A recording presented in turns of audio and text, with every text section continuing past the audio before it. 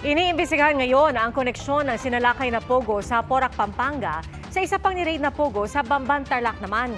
Gayon din ang mga aligasyon ng torture sa pogo sa Porac na nakunan pa ng video. Babala po mga kapuso, sensitibo ang video na iyong mapapanood. Saksi, si Salima Refran.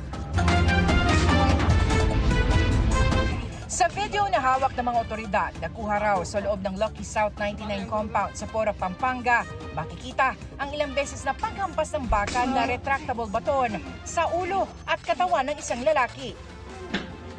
Ang babae namang ito na sinakluban sa mukha, paulit-ulit ding sinusuntok sa binti ng isang lalaki.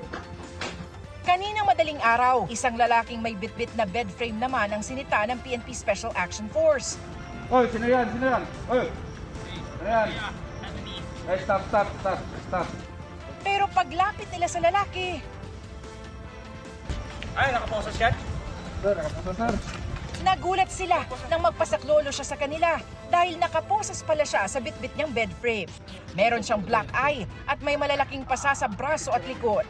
Tadtad din siya ng sugat at bakas pa sa kanyang damit ang natuyong dugo. Ayon sa CIDG, kidnap at torture victim ang lalaki na isang Chinese national. Nagpupumiglas po siya according dito para po makatakas siya. Kahapon, isa pang babaeng Chinese na kidnap victim rin at 7 Pinay na biktima naman ng illegal detention ng nasagip ng mga otoridad. Sa kasamaang palad, kami po ay nakatanggap ng mga reports na yung lalaki na pinagbubugbog doon sa videos namatay na po.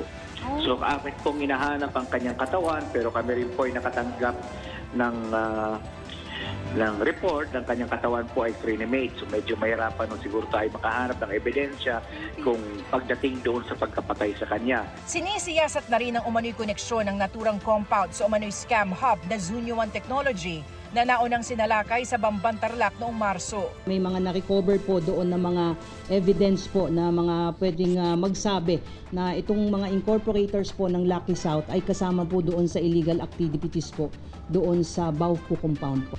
Dahil din dito, dininay ng PAGCOR ang aplikasyon para sa gaming license ng Lucky South 99.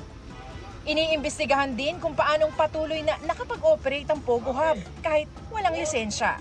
At para bigyang daan ng investigasyon, administratively relieved na sa kanyang pwesto ang hepe ng Porac Police. Pati ang mismong LGU ng Porac, kasama na rin sa tinitignan. Kapag may nangyaring torture at nakatakas yung biktima, dapat alam nila kaagad yun. Bakit tumakas yan? Ano ba meron sa loob? Diba? So, dapat alam ng local government. Patuloy namin kinukuha ang panig ng Lucky South 99 at ang LGU ng Porac. Para sa GMA Integrated News, Salima Refran, ang inyong saksi. Mga kapuso, sama-sama tayong maging saksi. Mag-subscribe sa GMA Integrated News sa YouTube at para sa mga kapuso abroad, samahan niyo kami sa GMA Pinoy TV at sa www.gmanews.tv.